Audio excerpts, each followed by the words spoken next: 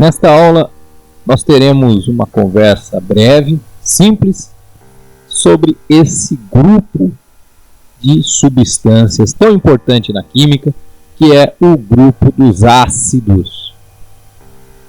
Na verdade, dentro da química, os grupos de substâncias, que incluem substâncias que têm uma química parecida, um comportamento químico parecido, são chamados de funções químicas. Um nome meio estranho e que quer dizer simplesmente isso, um grupo de substâncias com propriedades químicas parecidas. Portanto, vamos falar aqui da função química ácido.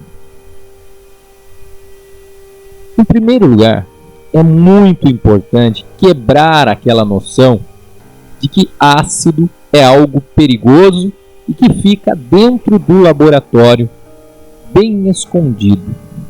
Os ácidos estão presentes no nosso dia a dia. No limão encontramos o ácido cítrico.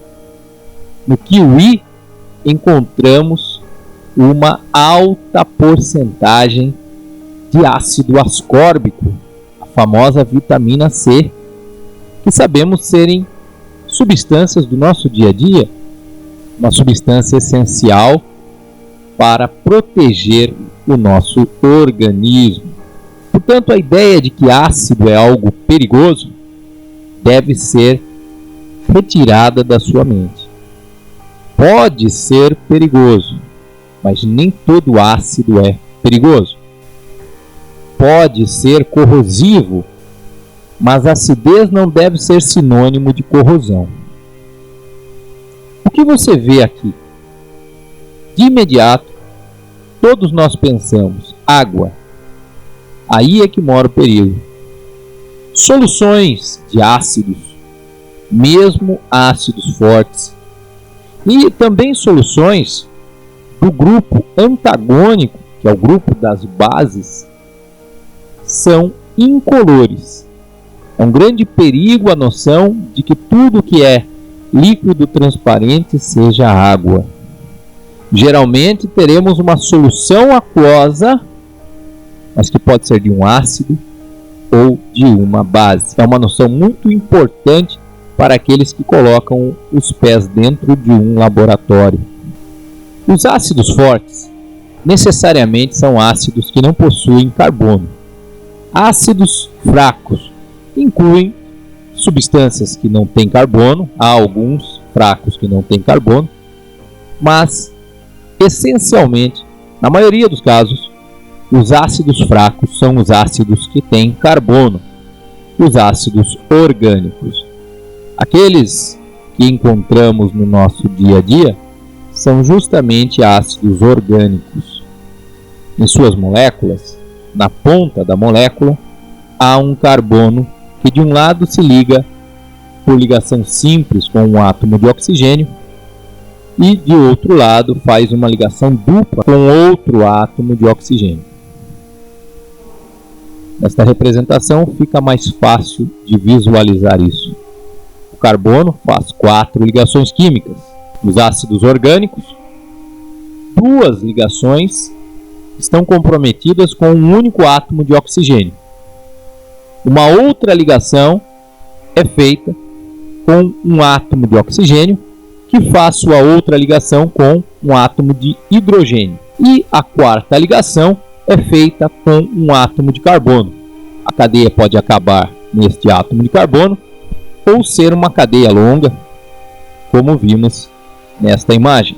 Então, se estamos lidando com um ácido orgânico, não falamos em corrosão. Não existe o perigo de cair na nossa mão e causar um desastre. Não é assim que funciona. Mas há realmente ácidos perigosos, que são os ácidos fortes, que nos laboratórios devemos manuseá-los com muito cuidado. Na realidade, na maior parte das vezes, lidamos com soluções diluídas que não são tão perigosas. E quanto maior a concentração da solução de um ácido, desde que forte, então se torna mais perigoso lidar com ele. Não se trata do caso, ao ouvirmos falar de um ácido, colocarmos uma roupa de proteção. Precisamos, então, derrubar esse preconceito com os ácidos. O ácido sulfúrico é aquele ácido encontrado na bateria dos automóveis. Este, por exemplo, é um ácido perigoso, um ácido forte, e na bateria dos automóveis, encontrado em solução aquosa numa concentração que podemos considerar já perigosa. Aqui nós temos um exemplo de um caso que exige muito cuidado. Não brinque com o ácido que está na bateria do seu automóvel. Você não deveria jamais entrar em contato com o ácido da bateria. Isso é realmente perigoso. E vou te dar aqui um exemplo.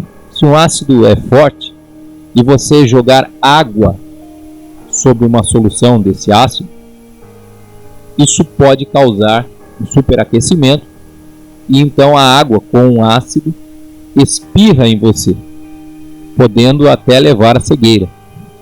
É muito importante então sabermos com qual ácido estamos lidando. E é importante sempre lembrar que ácidos não são sempre substâncias perigosas e podem ser encontrados facilmente na natureza.